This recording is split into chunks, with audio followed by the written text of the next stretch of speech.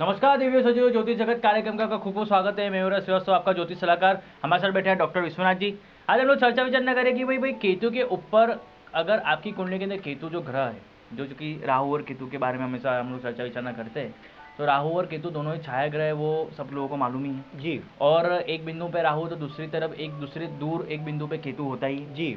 राहु का मतलब होता है कि भाई हमें सब कुछ सुख सुविधा सहूलत देना, सब कुछ लग्जरियस लाइफ देना, सब कुछ एनीथिंग, जो भी हमारे जितनी भी आपकी जो इच्छाएं होती है वो सब चीज़ राहु पूरी करता है जी। और केतु का भी उससे विपरीत है। मतलब केतु जो है वो एक अपने सदगुरु या उच्च लेवल की अपने धर्म की नाते लड़ना, धर्म के हिसाब से चलना, और जो कि मंदिर के ऊपर एक जो फ्लैग होता है वो भी केतु को कहा गया है। जी। क्या तो केतु के विषय पे आज हम लोग चर्चा विचार करेंगे कि कुंडली के ऊपर अगर केतु की दशा या महादशा या उसके प्लैनेट्स के हिसाब से केतु अगर खराब हो कुंडली में, तो उसके क्या क्या नेगेटिव ट्रेस आ सकते हैं, उस विषय में हम चर्चा विचार करेंगे, जो हमें समझाएंगे डॉक्टर विश्वनाथ जी। जैसे कि दर्शक बंधुओं, जैसा कि युवराज जी ने पहले ही बताया, केतु और राहु एक छाया ग्रह हैं और दोनों एक दूसरे एक्सिस के पाए हैं। जी दर्शकों, यह संसार एक सेमल के फूल जैसा है, बाहर से देखने में बहुत सुंदर, लेकिन अंदर कोई सार्थकता नहीं होती।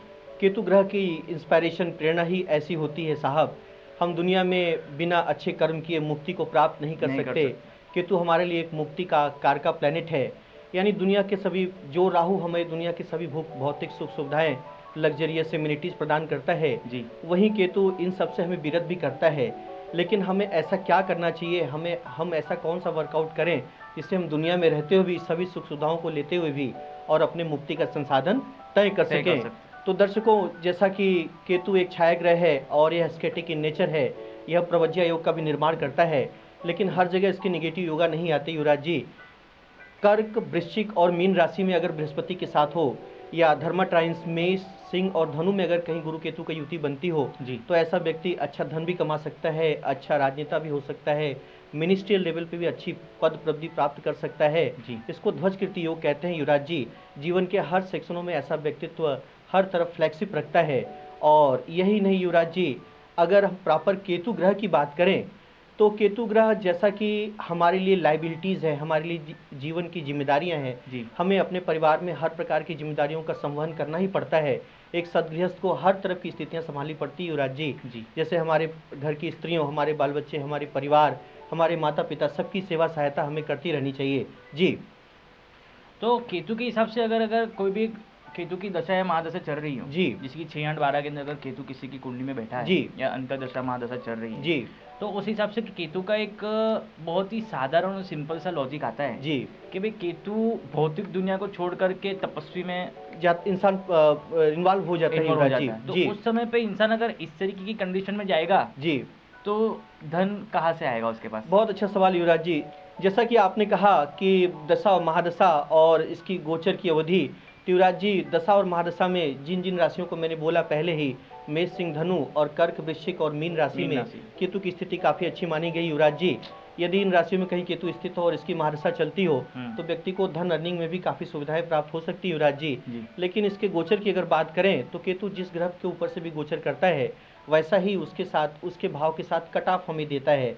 और यही नहीं युवराज जी, राजनीति क्षेत्र में संबंध रखने वाले लोगों के लिए यह वरदान साबित होता है।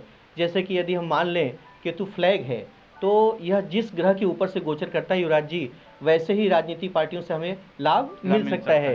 तो केतु का गोचर थोड़ा अशुभ फलदायी हो सकता है जी। तो अभी केतु अगर खराब हो, तो उस विषय के अंदर हमारे बॉडी के अंदर कौन से ऐसे पार्ट्स आते हैं जिसके ऊपर केतु का प्रभाव अगर खराब हो, तो वो पार्ट्स खराब हो सकते हैं? जी क्या युवराज जी, जैसा कि केतु हमारे लिए वायरल फीवर इन्फेक्शंस का कार का प्लैनेट है, और कभी कभी ये हेयर से संबंधित दिक्कतों को भी देता है, स्टोमक से संबंधित दिक्कत और यूरिनरी प्रॉब्लम्स या नेफ्रोलॉजी सिस्टम में कोई दिक्कत आ सकती है।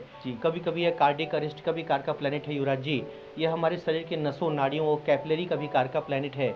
तो दर्शकों, जिनके जन्माक्षर में केतु ग्रह खराब फल देता हो, या हम परिवार की जिम्मेदारियों का वहन करने में असमर्थ हो जाते हैं, कभी कभी हमसे अपने पैतृक विरासत में हमेशा लिटिगेशंस का भी सामना करना पड़ता है, अनावश्यक कोर्ट कचहरी के मुद्दे आ जाते हैं, कभी कभी हमारे घर में अपने सगे संबंधियों के साथ रिलेशंस अच्छे नहीं रह पाते, और कभी कभी हमें अपने एस्केटिक जीवन के बावजूद भी उसमें ब्लेमिश कैरेक्टर झेलना पड़ता है युवराज जी।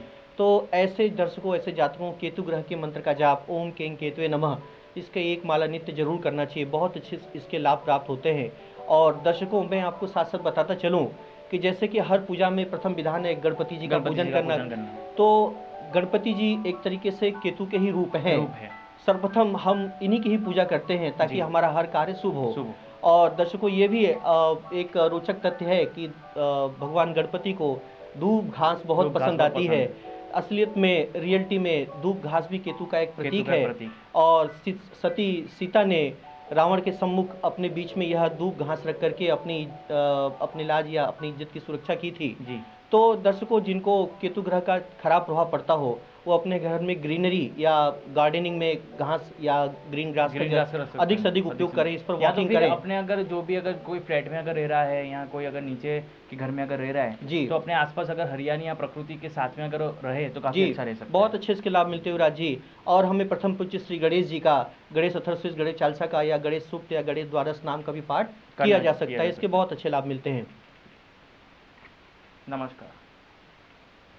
Like, share, comment and subscribe Katiban News channel and press the bell icon to watch the latest news first and foremost on your mobile.